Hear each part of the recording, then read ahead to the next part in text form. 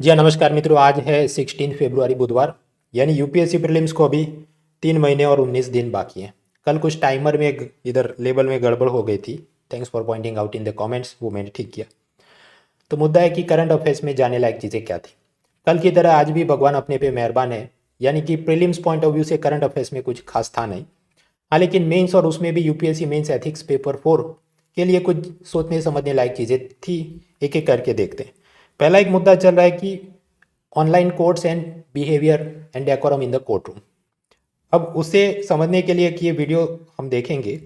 बात ऐसी है, कोरोना के बाद आप जानते हैं कोर्ट्स का ऑनलाइन हियरिंग होता है। उसमें भी गुजरात हाई कोर्ट अपनी सारी प्रोसीडिंग्स को यूट्यूब पे अपलोड करता है, ताकि बाकी जितने एलएलबी स्टूडेंट्स हैं और आम जनता है वो भी उसे देख सके।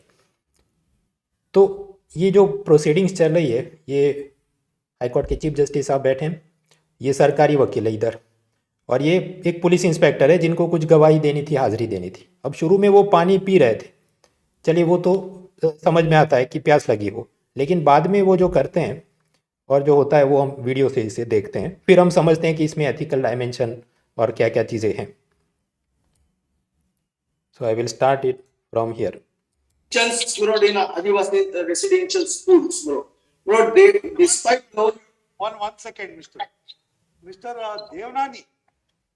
Who is that A.M. Rathod? He is drinking Coca-Cola in video conference. I'm sorry, Manoj. My sincere apologies, Manoj. I'll ask him to just switch off.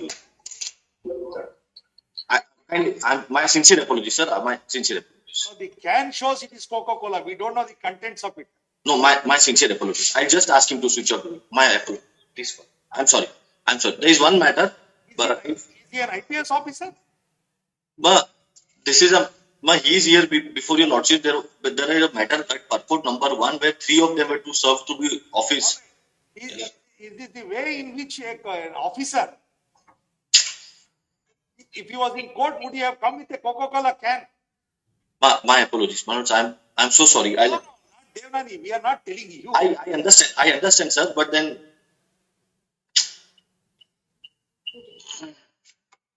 just ask him.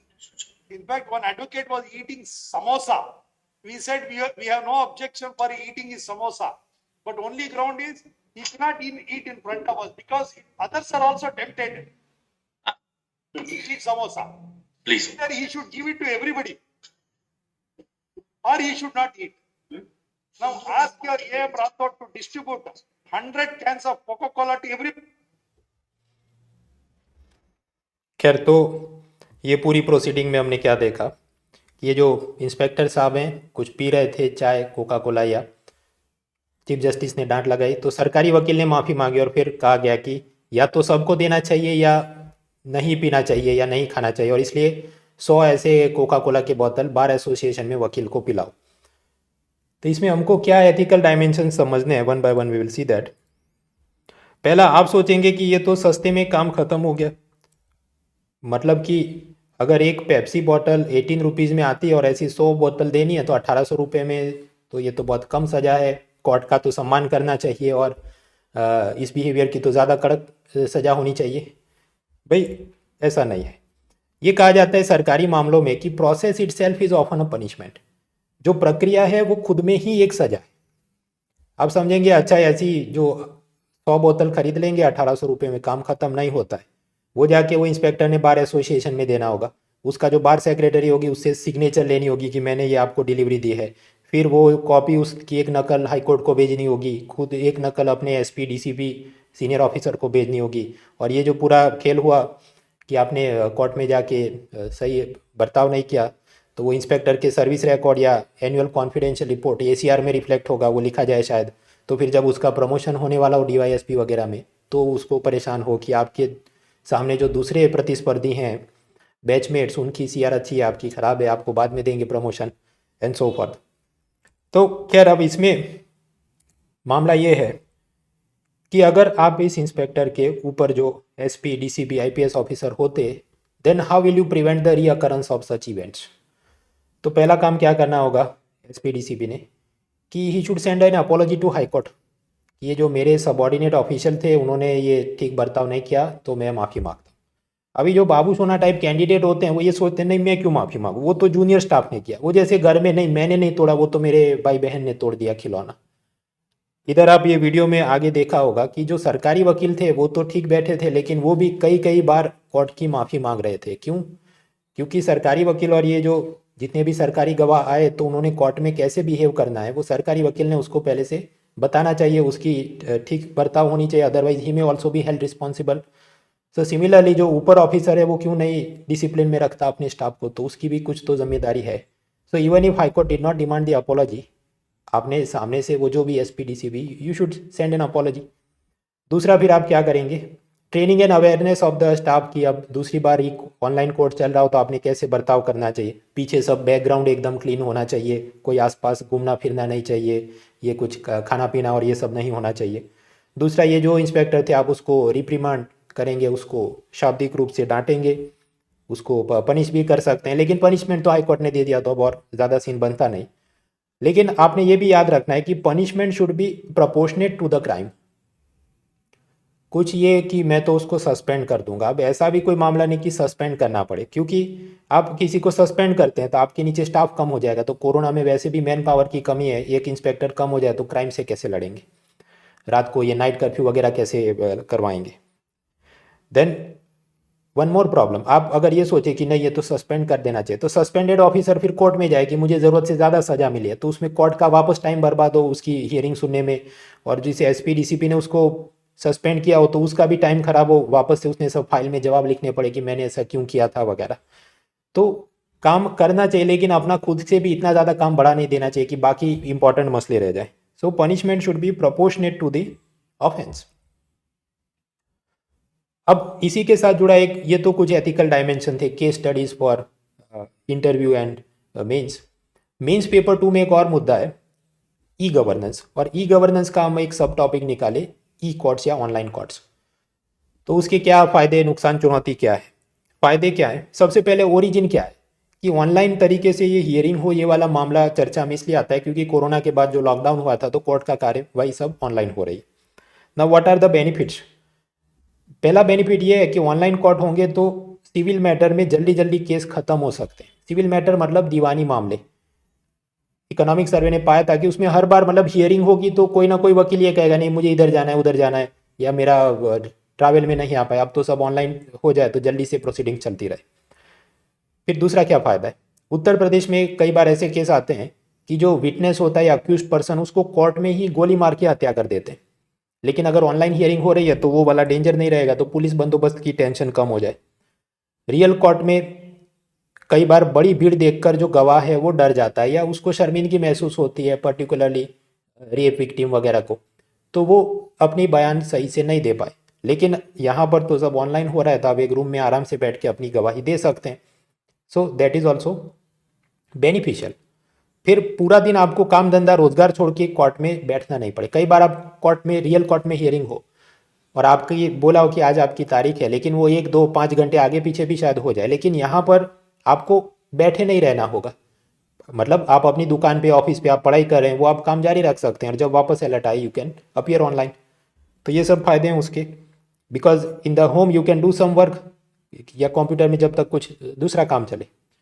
Real court में मैंने आपको बताया victim nervous हो जाए accused को देख के, crowd को देख के, वो होगा नहीं ऑनलाइन कोर्ट में। ऑनलाइन कोर्ट में आप ज़्यादा सेफ और कंफर्टेबल फील करेंगे वगैरह वगैरह। अब सामने चैलेंजेस, चुनौतियाँ क्या है? एक चुनौती आपको क्या कि इंटरनेट और बिजली नहीं होगी तो कार्रवाई में रुकावट आए, ऑडियो वीडियो में कुछ ना कुछ प्रॉब्लम्स आते रहे। कुछ क्रिटिक्स का ये कहना है कि ये जो ऑनलाइन हियरिंग होती है, क्योंकि उसमें बार बार ये ऑडियो वीडियो में डिस्कनेक्ट होता है, तो जज साहब ओरल हियरिंग मतलब वकील क्या बोल रहा है उसको ज़्यादा सुनने की जगह पीडीएफ फाइल में क्या डॉक्यूमेंट सबमिट किया उसको देख के ही वो डिसीजन ले लेते हैं। अब असल में इसमें नुकसान कब हो? अगर वो लॉयर ऐसा है जो बोल के अपनी बात अच्छे से रख सकता है, लेकिन उसको वो टाइपिंग ड्राफ्टिंग स्किल उसकी अच्छी नहीं है कि लिखित एफिडेविट और हलफनामे और उस सब में उसने सही से ना लिखा हो, या अच्छा प्रेजेंटेशन ना हो, लंबी लंबी कहानी 50-60 पन्नों तक की हो, तो शायद उसका केस वो जीत ना पाए भले उसकी बात सही हो। फिर एक मामला ये challenges in the online court में क्या, sanctity of the court proceedings not observe sometime. Complete silence होना चाहिए, सब फॉर्मल ड्रेस में आना चाहिए, ये कोका कोला और समोसा नहीं पीना चाहिए, पीछे क्लीन बैकग्राउंड होना चाहिए। तो हर एक लॉयर पिटिशनर के पास ऐसी सुविधा घर में हो वो ज़रूरी नहीं है। तो ये सब के चलते कोर्ट की गरिमा का पालन न हो, ये भी एक चुनौती है। फिर एक और समस्या, कुछ क्रिटिक्स का ये कहना है ये जो ऑनलाइन कोर्ट होते हैं उसमें जो जज साहब हैं वो बाकी सब लोगों के फेशियल एक्सप्रेशन या बॉडी लैंग्वेज को आराम से ऑब्जर्व नहीं कर पाते, क्योंकि समझिए सिर्फ इतनी बॉडी आपकी दिख रही है और उसमें भी आप ऐसे नीचे देख के बैठो तो इसमें प्रॉब्लम क्या है। जो रियल कोर्ट होता है उसमें जज जो भी विटनेस है, अक्यूज्ड पर्सन है, वो कटघरे में खड़ा होगा या बैठा होगा तो उसे देख के बॉडी लैंग्वेज से जज को पता चल जाता है कि विटनेस है वो सच बोल रहा है या झूठ बोल रहा है, या जो क्रिमिनल है क्या उसको शर्मिंदगी महसूस हो रही है कि उसको ज़्यादा सज़ा देनी चाहिए। कई बार ऐसा होता है कि कोई चोरी या ऐसी 3 साल की भी सज़ा हो, 5 साल की भी सज़ा हो, वो जज के डिस्क्रिशन पे है कि उसको लगे ये क्रिमिनल को तो बहुत शर्मिंदगी महसूस हो रही है या ये वापस ऐसा नहीं करेगा मुझे लगता है, तो उसको कम भी सज़ा दे, या उसको लगे ये तो हार्डन एंड हैबिचुअल क्रिमिनल है तो फिर उसे ज़्यादा भी सज़ा हो जाए। लेकिन वो सब चेहरा पढ़ने के लिए, बॉडी लैंग्वेज पढ़ने के लिए सामने होना ज़रूरी है, जो ऑनलाइन में ये सब लोग क्या कर रहे हैं हम नहीं जान सकते। उसी तरह कई मामलों में विक्टिम को कितना कॉम्पेंसेशन देना चाहिए, कुछ मारपीट हो गई, हत्या बलात्कार की, जहाँ पर जज उस विक्टिम फैमिली को इतना कॉम्पेंसेशन दिया जाए ऐसा जजमेंट देते हैं। अब उसमें वास्तव में विक्टिम या उसकी फैमिली मौजूद होगी तो उनको देख के पता चल जाएगा कि वो कितने गरीब या कितने परेशान हैं और उनको क्या 5 लाख देना चाहिए, 3 लाख देना चाहिए, what should be the situation. कुछ बार ऐसा कि वो गरीब ना हो लेकिन गरीबों वाले कपड़े पहन के कि इंडियन आइडल है आ जाए तो भी वो जज साहब इतने सालों से सबको देखा होगा तो बॉडी लैंग्वेज से पता चल जाए कि ये असल में गरीब है कि नहीं गरीब है।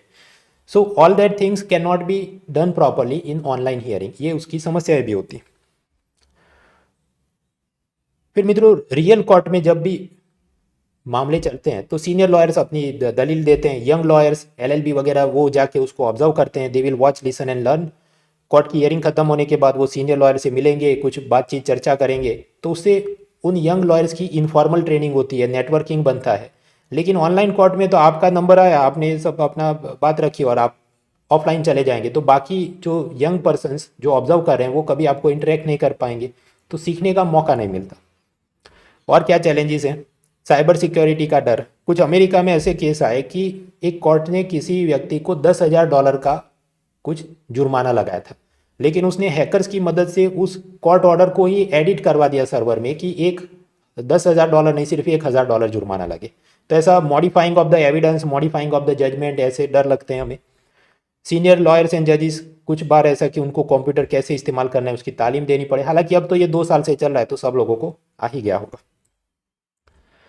तो चाहे हमें पूछा जाए ई कोर्ट के बारे में, ई लर्निंग के बारे में, ई डिप्लोमेसी के बारे में, ई पार्लियामेंट के बारे में या डिजिटल इकोनॉमी के बारे में, इन सब में इंट्रोडक्शन तो मोरलेस सेम ही होगा कि ये सब चीज़ें ज़्यादा चर्चा में क्यों है, कोरोना लॉकडाउन के बाद ज़रूरत हुई। फिर आप बॉडी में बात करेंगे कि उसके चार्म्स क्या हैं, क्या आकर्षण या फायदे हैं। बॉडी पार्ट 2 में आप बात करेंगे चैलेंजेस, चुनौतियाँ या नुकसान क्या है, और कंक्लूजन क्या होगा। कंक्लूजन ये होगा कि ऑफकोर्स ऑनलाइन हियरिंग भी होनी चाहिए, वो फेस टू फेस हियरिंग की सप्लीमेंट हो सकती है लेकिन सब्सटीट्यूट नहीं, मतलब पूरक हो सकता है, ये वाले केस में रखो, ये वाले केस में मत रखो, ऐसा नहीं कि 100% सब ऑनलाइन हो जाए। Similar thing you can say about E diplomacy, e learning, वो पूरक हो सकता है लेकिन फेस टू फेस चीज़ का विकल्प नहीं।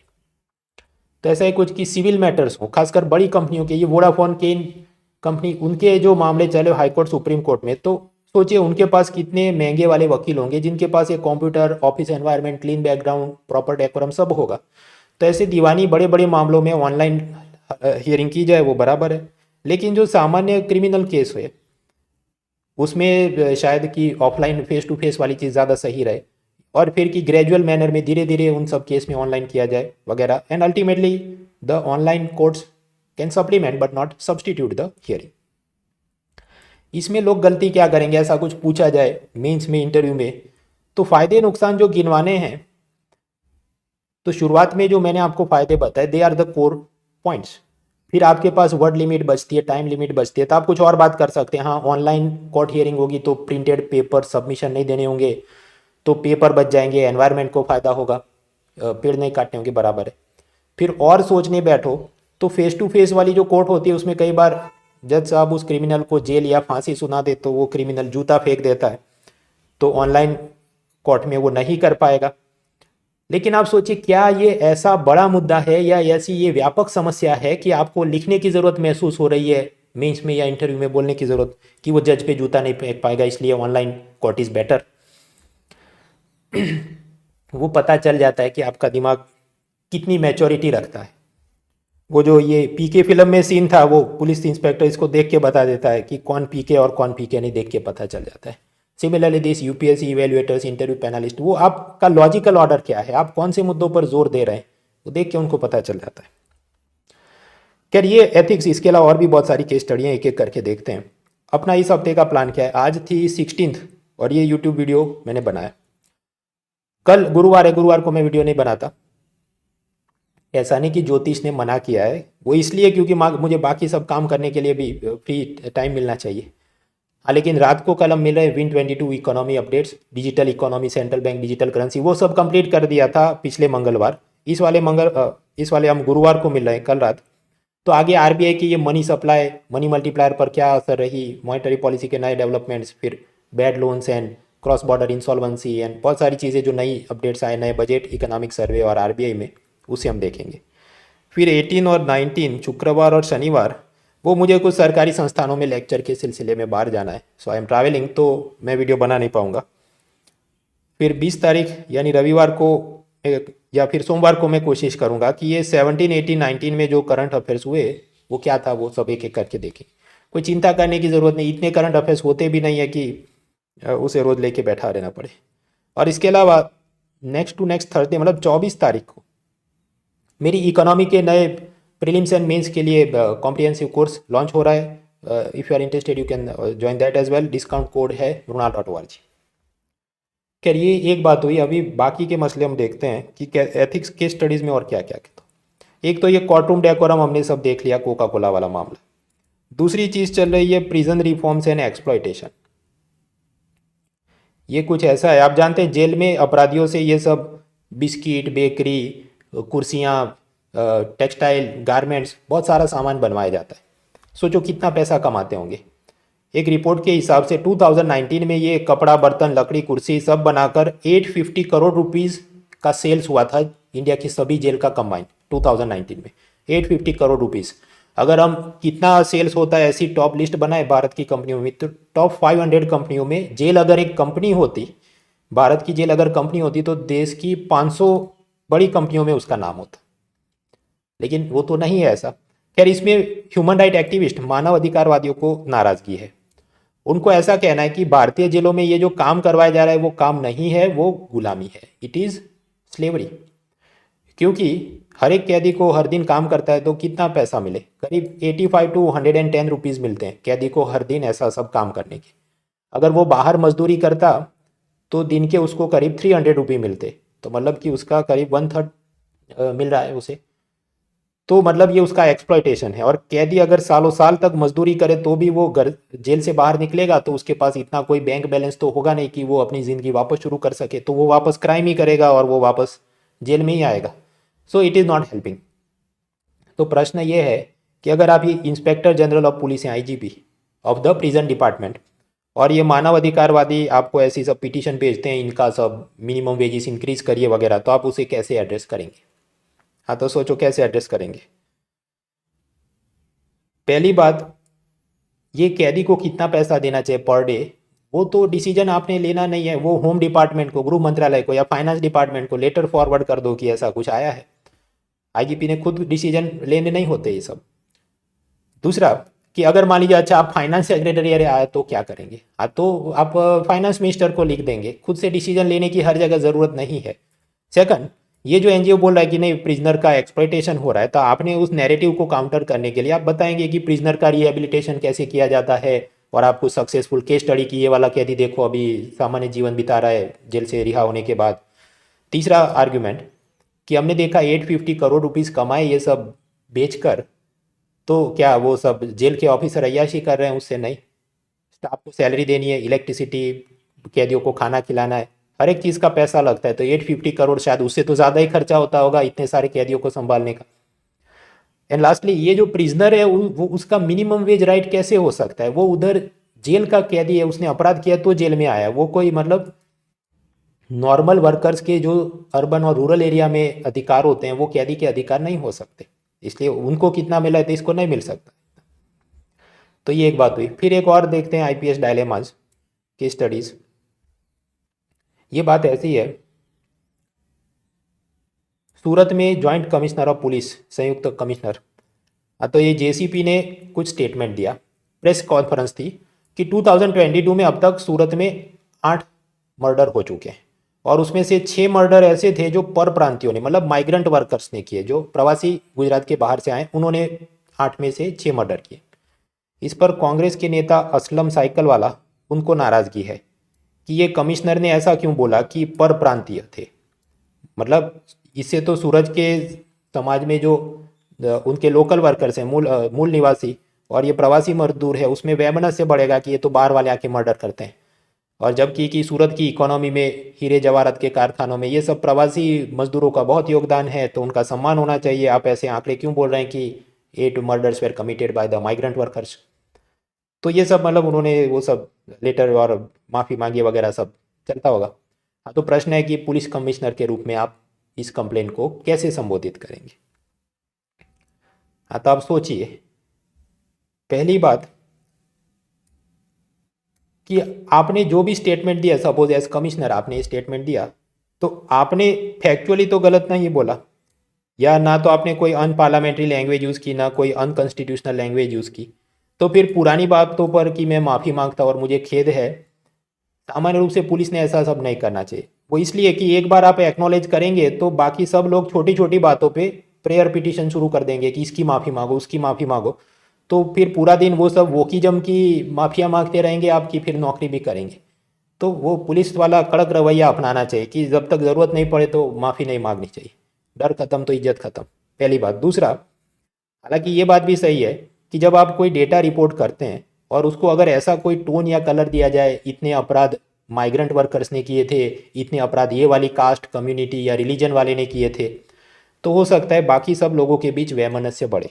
शायद वैमनस्य ना भी बढ़े, लेकिन कुछ राजनेता ऐसे होंगे कि उनको चुनाव जीतना है तो वो उसी डेटा को अलग रूप से दिखाकर अपनी चुनावी पापड़ सेकना शुरू करें। सो इन फ्यूचर भविष्य में ध्यान रखना चाहिए कि डेटा प्रेजेंट करते वक्त ऐसा बेफिजूल में कुछ ऐसा ना कलर दिया जाए कि जो आगे चल के परेशानी खड़ी कर सके। So nothing to regret for the past things, but need to be careful for future. फिर आगे चलते हैं एथिक्स के स्टडी में आईएएस डायलेमास। ये वाला मामला है सूरत से वापस। सूरत ये म्यूनिसिपल बोर्ड ने कुछ निर्णय लिया कि जितने अपने सूरत में सरकारी स्कूल हैं उसमें प्रिंसिपल के ऑफिस में 5 फोटोग्राफ रखे जाएंगे। Doctor B are Ambedkar, Sardar Vallabh भाई पटेल, भारत माता, Sarvepalli Radhakrishnan and prime minister Narendra Modi. तो ऑपोजिशन पार्टी को इससे नाराज़गी है कि बाकी जो लीडर्स हैं, स्वतंत्रता सेनानी है, सर्वपल्ली राधाकृष्णन, उनके नाम पर शिक्षक दिवस मनाया जाता है, वो सब बराबर है, लेकिन प्राइम मिनिस्टर मोदी का फ़ोटो क्यों? और अगर वो है तो फिर गांधी जी और नेहरू और ये सब का फ़ोटो क्यों नहीं, वगैरह वगैरह। हाँ, तो इधर प्रश्न ये है कि मान लीजिए ऐसी सब कंप्लेन वो ऑपोजिशन लीडर्स आपको भेजते हैं, आपको मतलब आप मान लीजिए सूरत के म्यूनिसिपल कमिश्नर यानी आईएएस ऑफिसर हैं, या आप ये गुजरात एजुकेशन डिपार्टमेंट के एजुकेशन सेक्रेटरी यानी आईएएस ऑफिसर हैं, और ऐसी कंप्लेन की ये 5 फोटो में प्राइम मिनिस्टर का फोटो नहीं होना चाहिए, या कोई ये कहे कि नहीं ये फोटो की जगह ये वाले लीडर का फोटो होना चाहिए। So how will you address that? हाँ, तो आप सोचिए क्या करेंगे? उसका जवाब है कुछ नहीं करेंगे। सिंपली एजुकेशन मिनिस्टर को फॉरवर्ड कर दिया जाए मैटर कि सर ये ऐसा आया है और ये जो 5 फोटोग्राफ का डिसीजन था उसमें वो लोग ऐसा बोले कि ये किया जाए।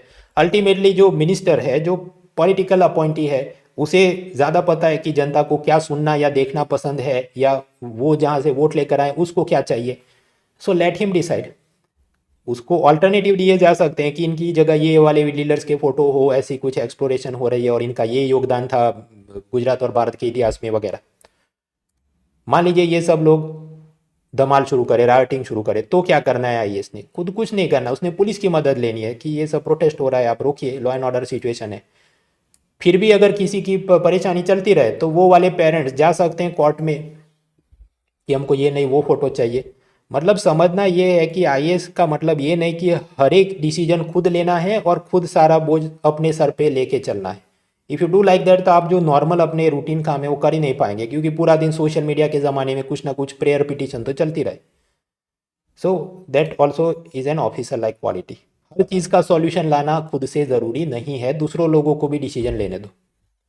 फिर एक ऐसा और मसला, ये भी आईएएस डायलेमा, ये ऐसा है कि गुजरात राज्य में पंचायत कानून में ऐसा लिखा है 2005 के बाद अगर किसी को 2 से ज़्यादा बच्चे होंगे तो वो पंचायत चुनाव नहीं लड़ सकता। गुजरात पंचायत कानून के हिसाब से 2005 के बाद आपको अगर 2 से ज़्यादा बच्चे हैं तो आप पंचायत चुनाव नहीं लड़ सकते। अभी मामला ऐसा हुआ कि एक आदमी था, उसके 4 बच्चे थे, लेकिन उसने सब डेटा छुपाया और सरपंच का चुनाव जीत भी गया और सरपंच बन भी गया।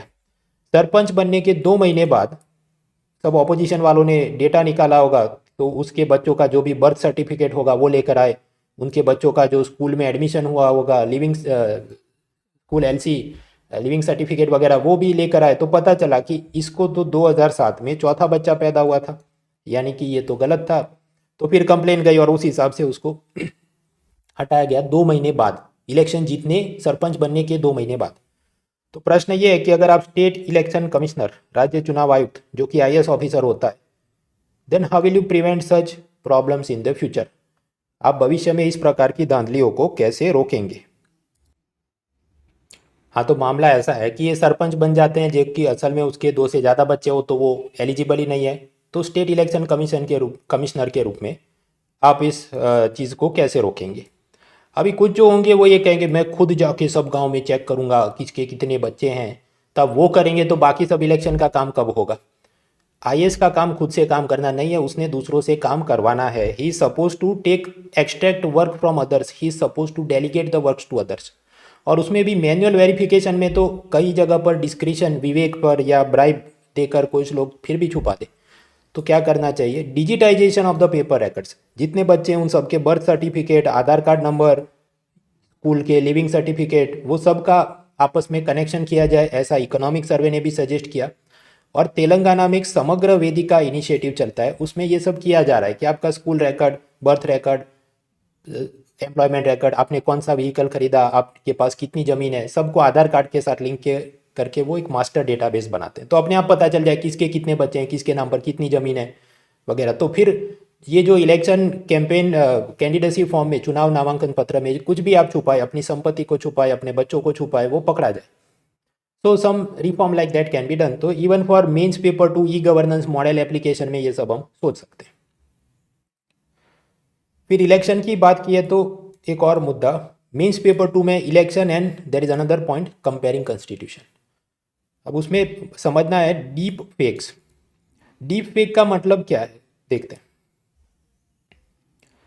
ये हॉलीवुड के मशहूर सितारे, ये सिल्वेस्टर स्टेलोन एंड आर्नोल्ड, तो ये तो काफ़ी बूढ़े हो गए हैं, चेहरे पर झुर्रियाँ हो गई ये तो, राइट। लेकिन उनके बहुत सारे वीडियो चलते हैं, ये दोनों जने कसरत कर रहे हैं और ये लेटेस्ट वीडियो है।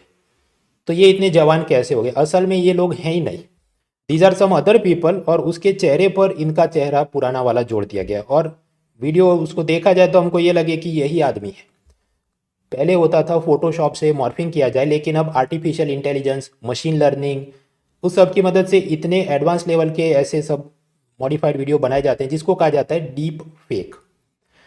तो साउथ कोरिया इलेक्शन में प्रेसिडेंट बनने के लिए जो कैंडिडेट्स हैं वो भी ऐसा यूज़ कर रहे हैं। ये एक कैंडिडेट है, तो देखिए ये तो बूढ़े हो गए हैं, आंखों पर ये सब झुर्रियाँ हो गई हैं, wrinkles in the face, cheek and सब जगह, लेकिन उन्होंने अपना ऐसा डिजिटल अवतार बनाया है। ये नीचे वाला, ये असल में आदमी असली नहीं है, ये कंप्यूटर से बनाया गया है। तो देखिए इसका तो कितना गोरा चेहरा है, कुछ झुर्रियाँ नहीं है, and he looks very much young and energetic. और उसमें और भी उन्होंने मॉडिफिकेशन किए हैं, वो ऐसा कि ये जो डिजिटल अवतार बनाए जाते हैं using deep fake artificial intelligence technology, वो जीवित बुजुर्ग नेता के मुकाबले काफ़ी यंग दिखे, रंग बेरंगे कपड़े पहने, और भाषण भी दे तो वो ज़्यादा एनर्जी से और भड़काऊ किस्म के, जैसा वो डोनाल्ड ट्रंप देता है कि अपनी सारी प्रॉब्लम के लिए ये बाहर से जो मैक्सिकन इमिग्रेंट आए वो जिम्मेदार हैं, और अश्वेत लोग अपराध करते हैं तो तुम सब गोरे लोग मुझे वोट करो अगर तुमको सेफ रहना है, वगैरह वगैरह। तो स्वाभाविक है ऐसा है जो माहौल है उसमें नौजवान लोग ऐसी सब चीज़ों को और पसंद करते हैं।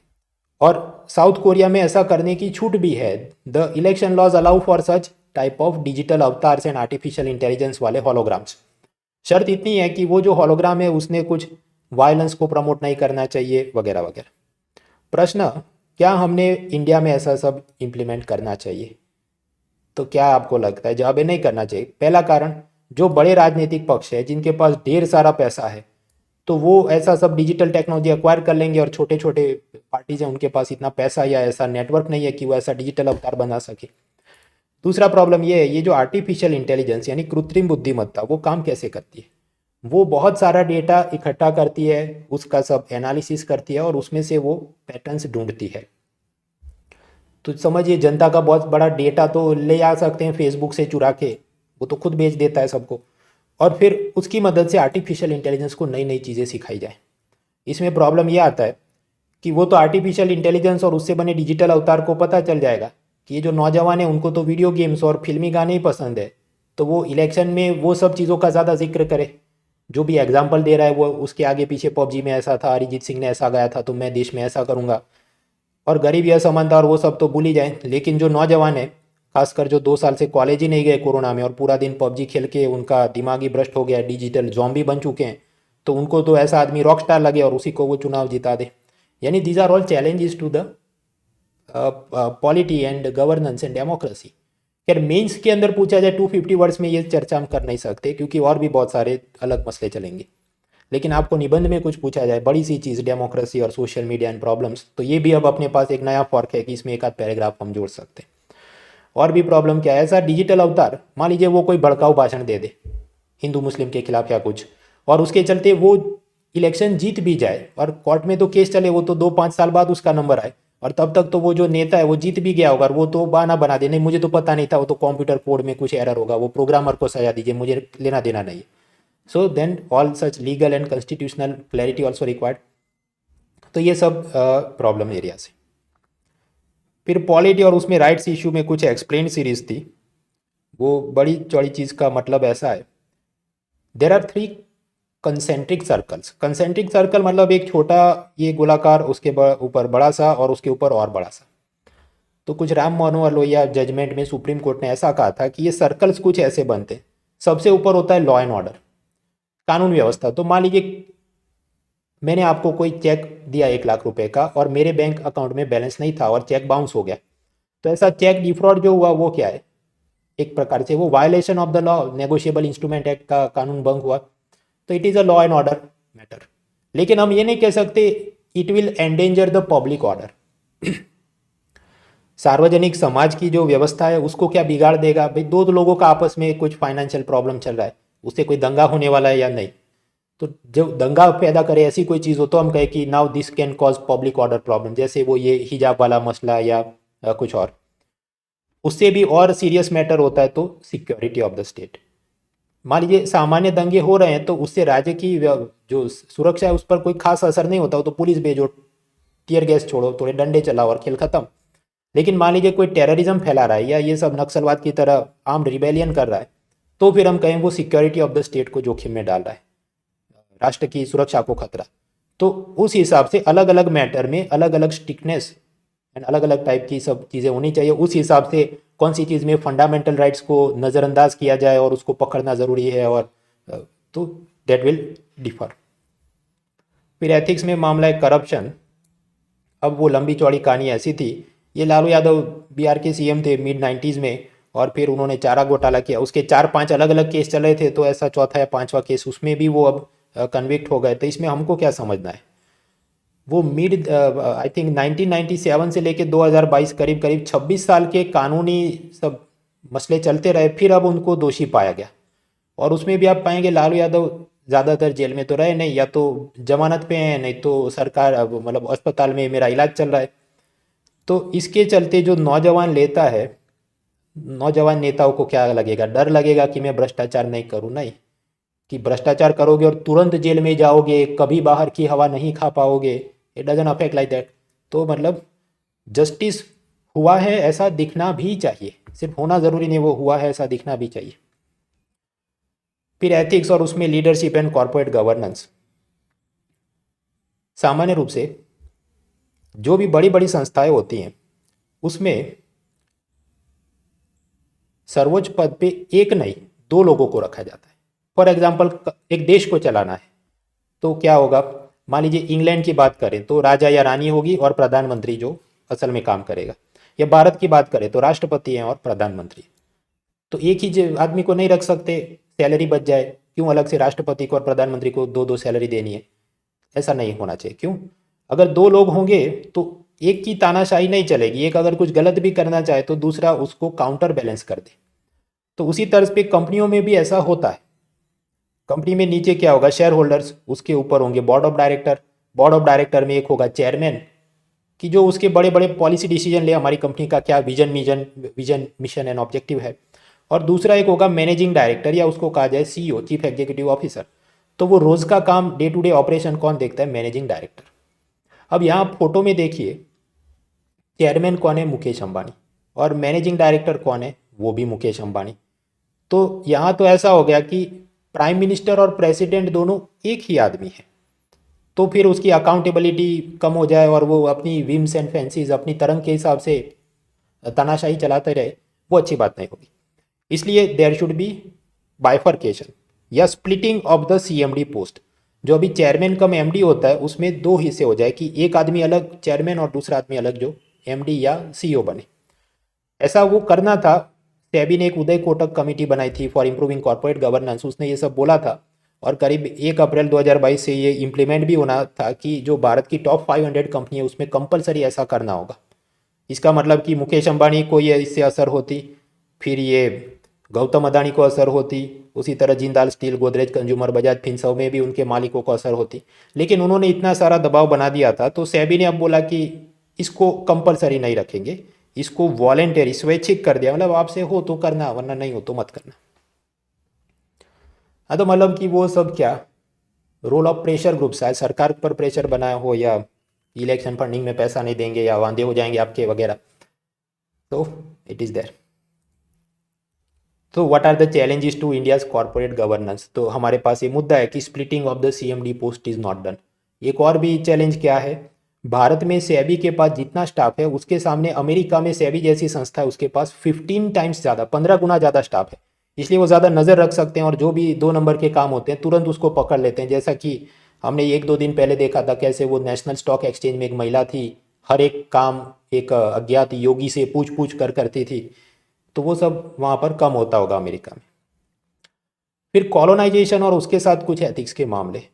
असल में एक फेमस राइटर है अमिताव घोष, उन्होंने एक नई किताब लिखी है नटमैग कर्स। नटमैग मतलब जायफल, और उसके चलते एनवायरनमेंट एक्सप्लॉयटेशन, कॉलोनाइजेशन, वो सब पे। तो जानते हैं उसमें जाने लायक क्या था? ये बात ऐसी, इंडोनेशिया के एक टापू में ऐसा सब नटमैग, फिर इलायची और लौंग और काली मिर्च वगैरह का काफ़ी व्यापार था।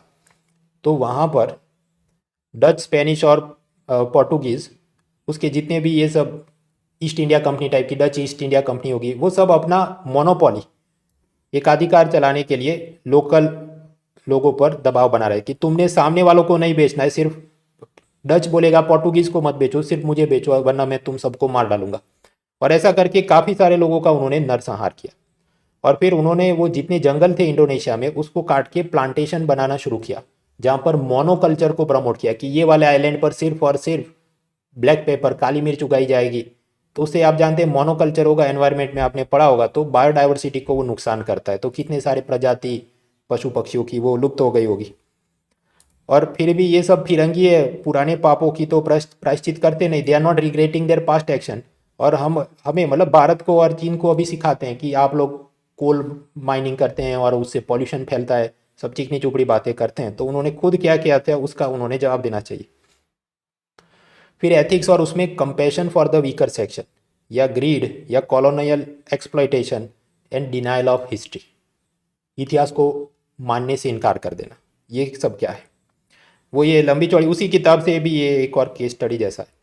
बात ऐसी, आप जानते हैं ये अमेरिका में यूरोप के लोग आए, बसते हैं, ब्रिटिशर, फिर वो आज़ादी का संग्राम और फिर अमेरिकन, और सामने उनके जो नेटिव इंडियंस थे जिनको अमेरिकन इंडियन या रेड इंडियन कहा जाता है। तो ये जो गोरे लोग थे उनको अपनी सब रेलवे लाइन बिछानी थी, अपने बड़े बड़े प्लांटेशन और रांच बनाने थे, तो कैसे इन सबों को खदेड़ा जाए। उसके लिए उन्होंने खेल ऐसा शुरू किया कि अगर किसी को स्मॉल पॉक्स हो गया है, बड़ी माता या उसका जो भी शीतला या जो भी उसका रोग था, उसकी वैक्सीन वगैरह होना तो बहुत बाकी है। तो वो ये करते हैं, ऐसा जो जो भी मरीज होगा उसको कंबल में लपेट के रखो, और फिर ये वाला कंबल उसमें उसके जो भी वायरस बैक्टीरिया आ जाएंगे, और वो ऐसे सब चेपित कंबल गोरे लोग ये रेड इंडियंस को डोनेट करते थे कि ये हमारी शुभेच्छा सौगात है, कर्टसी गिफ्ट। और ये लोग तो उसे बोले थे तो उसको ही लपेट के सो जाते होंगे, तो फिर उनको भी ये स्मॉल पॉक्स हो जाता और वो सब लोग भी मर जाते।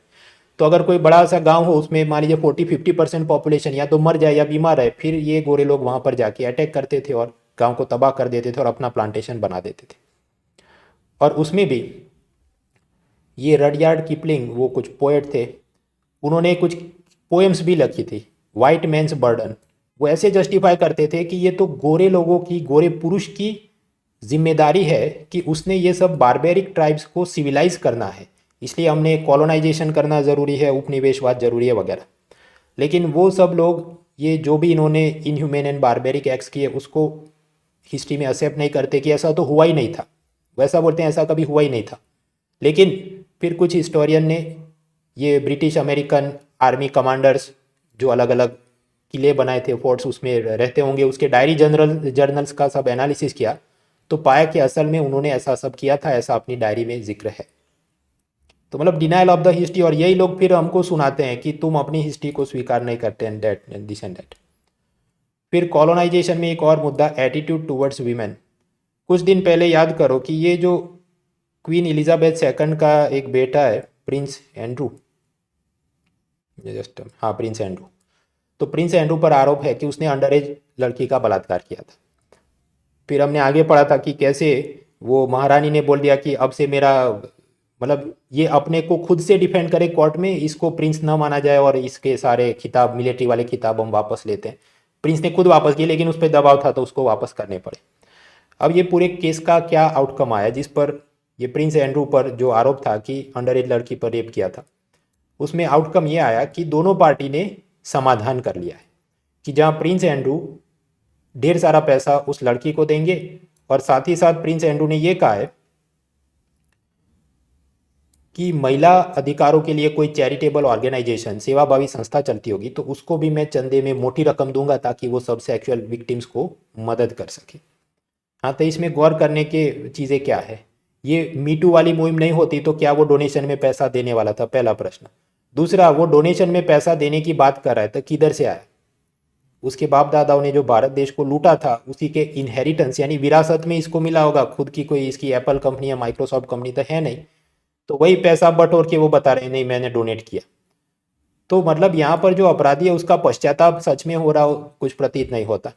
पाकिस्तान में भी ऐसे कुछ ब्लड मनी लॉज हैं। ब्लड मनी मतलब ऐसा कि किसी ने बलात्कार किया, हत्या किया, तो वो विक्टिम फैमिली को पैसा दे दे और विक्टिम फैमिली कागज़ पे बोल दे कि हम इसको माफ़ करते हैं, तो फिर कोर्ट से उसको छोड़ दिया जाए।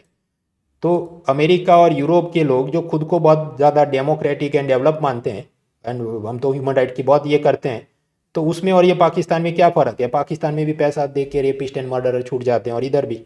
तो that is the points to reflect. Sports ethics हमने आगे भी देखा था, प्राइड कम्स बिफोर फॉल। पहले आदमी में घमंड आता है फिर उसका पतन। ये जोकोविच अभी भी अपनी हेकड़ी से उतर नहीं रहा है। उसका ये कहना है कि बाद में ये जितने भी और विंबलडन टूर्नामेंट हो या फ्रेंच ओपन टूर्नामेंट हो, उसमें अगर वैक्सीन कंपलसरी किया जाएगा तो मैं रेडी हूँ, मैं उसमें पार्टिसिपेट नहीं करूँगा, लेकिन मैं वैक्सीन तो नहीं लूँगा। फिर कुछ साइंस के मामले थे, कॉलम्स, अब उसमें कुछ खास नहीं था कि हमने साइंस टेक्नोलॉजी पर ज़्यादा रिसर्च पे पैसा खर्च करना चाहिए। एक्सप्लेन सीरीज में थी गुरु रविदास जयंती, लेकिन वो हम ऑलरेडी कुछ महीने पहले पढ़ चुके थे कि कैसे पंजाब से उनके अनुयायी वहाँ पर तीर्थ यात्रा पे जाते हैं, इसलिए पंजाब इलेक्शन को थोड़ा पोस्टपोन किया गया था। ये हम पढ़ चुके हैं, तो फिर से एक्सप्लेन सीरीज नहीं देखेंगे। कॉलम्स जो थे उसमें भी कुछ खास था नहीं। महंगाई बढ़ रही है लेकिन आरबीआई एक्शन नहीं ले रही, वो तो हमने कल ही देख लिया कि वो कुछ एक्शन लेगा नहीं। अमेरिका की सेंट्रल बैंक अफगानिस्तान का पैसा वो 9/11 के लिए कॉम्पेंसेशन में लेना है देना है, वो हम पढ़ने नहीं बैठेंगे सिवाय के कुछ और आगे आए। वो हिजाब वाला बॉल बाय बॉल कमेंट्री काम की नहीं। राहुल गांधी ने क्या स्पीच दी, काम की नहीं। भारत म्यांमार के रिश्ते के बारे में हम ऑलरेडी काफ़ी पढ़ चुके हैं, तो अभी 3 महीने और 19 दिन बाकी है, तो इंटरनेशनल रिलेशन पर बहुत ज़्यादा दिमाग खर्च नहीं करेंगे कि ये यूक्रेन में क्या चल रहा है और अब सेना पीछे आ रही है आगे जा रही है, वो तो कुछ ना कुछ चलते रहेगा। यूएसए ने अपना CIA स्टेशन हटा दिया तो वो तो बिल्कुल काम का नहीं। भारत श्रीलंका को कुछ फ्यूल डोनेट करेगा, तो इंडिया श्रीलंका के भी हमारे पास काफ़ी सारे मुद्दे हैं प्रीवियस लेक्चर्स में से। जोमेटो का शेयर प्राइस क्यों गिरा है, वो सब स्टार्टअप वाले चिकनी चुपड़ी बातें करके बेवकूफ़ बनाते हैं। तो पहले तो काफ़ी इन्फ्लेट हुआ था जोमेटो और पेटीएम, लेकिन इतना प्रॉफिट वो उनकी है ही नहीं, तो स्वाभाविक है फिर इन्वेस्टर छोड़ के चले जाएंगे। तो जो बड़े इन्वेस्टर थे उन्होंने पैसा कमाया, छोटे इन्वेस्टर को बेवकूफ़ बना के चले गए। इसमें एक्सप्लेन सीरीज जानने में कोई खास है नहीं। स्पोर्ट्स में कुछ समाचार थे लेकिन वो भी कुछ है नहीं। तो this was the newspaper for today. और आगे का कार्यक्रम जो मैंने आपको बताया, कल मैं ये डेली करंट अफेयर्स वीडियो नहीं बनाने वाला, लेकिन रात को अपनी लेक्चर होगी इकोनॉमी अपडेट्स के लिए। Welcome to attend. फिर 2 दिन वीडियो नहीं, रविवार या सोमवार से मैं रिज्यूम करूँगा और फिर ये 24 तारीख से फुल लेंथ की मेरी कोर्स चल रही है। सो सी यू अकॉर्डिंगली।